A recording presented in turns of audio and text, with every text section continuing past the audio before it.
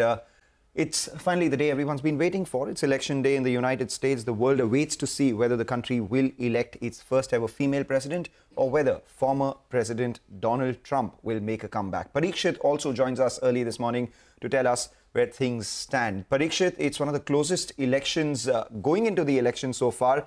The early trends are in. What are you gathering? Well, if you look at the national picture, the national average of polls, so to say, Kamala Harris only has a 0.1% lead. That's exactly how close this election is. And that's why everyone is saying it could take a few more hours and possibly even days to have a winner in case any person, any of the candidates challenges the election and the polling in any particular state. So where is Trump leading? Where is Kamala Harris leading as of now? No surprises yet. These are safe bastions, so to say, for both leaders. Trump is leading and is projected to win in Indiana, Kentucky, South Carolina, West Virginia, Florida. In Florida, he has been increasing his margin since 2016. Tennessee, Alabama, Oklahoma, Rhode Island, Missouri, and Mississippi. Harris has been projected to win in Vermont, a safe seat for the Democrats, Massachusetts, Maryland as well. We're also seeing some allegations of fraud and cheating by Donald Trump in the key state of Pennsylvania. Now, Pennsylvania is considered one of the blue wall states for Democrats, such as Michigan, Wisconsin. And Democrats have usually won these three states if they have gone on to win the presidency. So you've got Donald Trump saying there's massive cheating in Philadelphia, massive cheating in Pennsylvania, but that has also been rejected by officials on the ground, saying that this is a case of disinformation and there is nothing like that happening on the ground. We have also seen delays in Wisconsin, Michigan and Georgia because there were several bomb threats that were received, but security officials cleared the locations. According to the FBI, the threats that they have seen, which has disrupted voting in some places, have emanated from Russian email domains. That's what the FBI has said.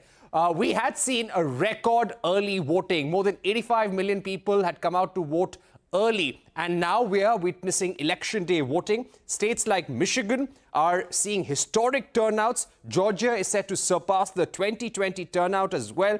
What we are seeing from the Trump camp are constant appeals to come out and vote in large numbers. Donald Trump tweeted some time back saying that stay in line, don't let them remove you, keep voting, keep voting. You had Elon Musk saying the cavalry is here, the men are coming out to vote in a big way. Because this election is so close, both sides need their supporters, need their voters, the undecided, the young Americans to come out and vote in big numbers, because the election is still way too close to call. You were absolutely right when you said that all boils down to those 7 swing states, and it's not the popular vote who will decide who wins this election. It will be the Electoral College.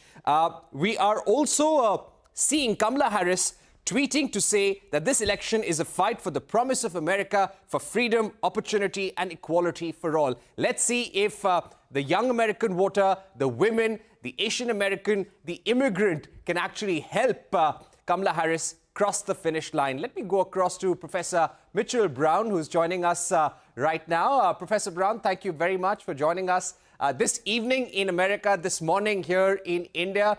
So far, no surprises. How do you think the counting has been? Your early thoughts? Oh, thank you very much for having me. The numbers that we have seen come in from the states are exactly like we would expect them to be. The states that are reporting the Electoral College votes for Trump are the states that we would expect to see voting for Trump. And the few states that have come in for Harris are the states that we would expect to see for Harris. So far, it seems like a typical but exciting election day for the President of the United States here in America. Yeah. Professor Brown, what do you see when you see Donald Trump, Elon Musk constantly tweeting, asking people to come out and vote in big numbers? Every hour they're saying 1 more hour to go, 2 more hours to go, few more minutes to go, come out and vote in big numbers. On the other hand, Kamala Harris, she's not tweeted anything for the last 8 to 9 hours. What does this show? Confidence in the Kamala Harris camp, or Donald Trump knowing that You need Republicans there. More Republicans need to come out to vote for him to win. I think one of the things that's been clear looking at the trends of who voted early and what those numbers look like, there were a lot of women who voted early. There's a big expectation that there'll be a pretty significant gender gap this year. And so what we're seeing is the Trump campaign appealing to people who are his base, but also appealing to people who are maybe not typical voters or not typical Trump or Republican voters, saying, hey, now's the time. We need you to counter that. And so that's what you're seeing coming out of his campaign. And it very well could be an indication that they're a little bit nervous about what's about to happen. I found Elon Musk's tweet interesting when he said the cavalry is here, the men are coming out to vote in big numbers. Do you feel that is conceding defeat, that there is a strong gender demarcation in this election and the women have come out in America to support Kamala Harris and the Democrats in a big way? Yeah, absolutely. We typically have a gender gap in the United States where women tend to vote slightly more than men do, and they tend to vote Democrat, excuse me. And so part of what you're seeing the Trump campaign doing is saying, hey, fellas, come out and vote for me. And they're also really trying to appeal to men who typically aren't Republican voters, African-American men and Hispanic men. Looking at the allegations of voter fraud, for example, Donald Trump said on his own social media network that there has been massive cheating in Pennsylvania. He's spoken about massive cheating in Philadelphia. Do you expect the Trump campaign to throw a challenge there? And in case a legal challenge is thrown, how could it make it difficult for the state to project a winner? Yeah, what we expect him to do is exactly what he's been doing, which is sowing the seeds of doubt about integrity in the places where he really wants to get those votes, in those swing states where he thinks he really has a chance. And by ginning up his base to say already there's evidence, even if there's no evidence, that, you know, something's gone on. This is a precursor to the court challenges that he'll end up filing there. And he's trying to make sure he wins in the court of public opinion first. And it's a part of his strategy. We saw him do it before. He's doing it again now. Nationally, we were looking at Real Clear Politics, and they said on a national average, Kamala Harris has a 0.1% lead, which means that no one is in the clear yet. She has to win Pennsylvania, she has to win Michigan, she has to win Wisconsin, maybe Maine as well. What do you think is the path for victory for Kamala Harris right now, and by when do you think it may become clear?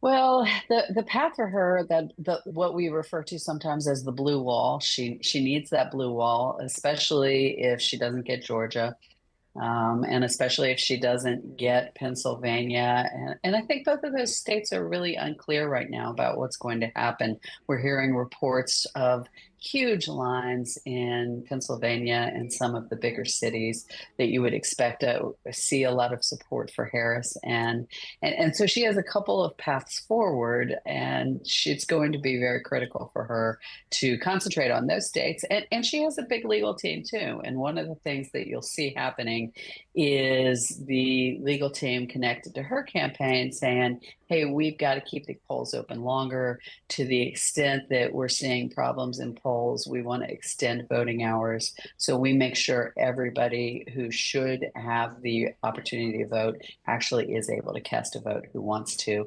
And part of the Democratic strategy then is going to be able to try and make sure as much of their base that's coming in late gets to be able to have their vote counted. Right. Now, speaking about bomb threats, there have been bomb threat emails to certain states. And as a result, that disrupted voting, delayed voting in those states. Federal officials have gone on to say that this has emanated from Russia. These are Russian domains where the emails have come from. What does this show? Do you think America, the election machinery, was well prepared for any such threats and disruptions? Yeah, election officials spend a lot of time preparing, engaging in what we call contingency planning. They have developed a series of really complex continuity of operation plans for how to handle a variety of crisis situations at the polls, including things like bomb threats.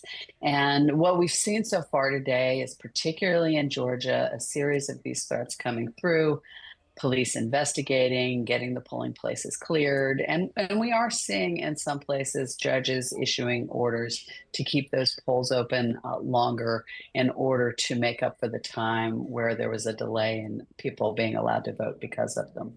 It is a strategy that it's a version of a Russian strategy that we've been watching for the last 3 presidential election cycles, and that I would imagine will go on well into the future.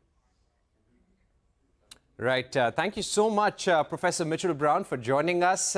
Very interesting, and we hope we have a result. I hope the uncertainty regarding the election result doesn't continue over the next few days. It'll be a difficult time for the media around the world and, of course, in India as well. Thank you once again. We hope to have you again on our program here in CNBC TV 18. Back to you in the studios.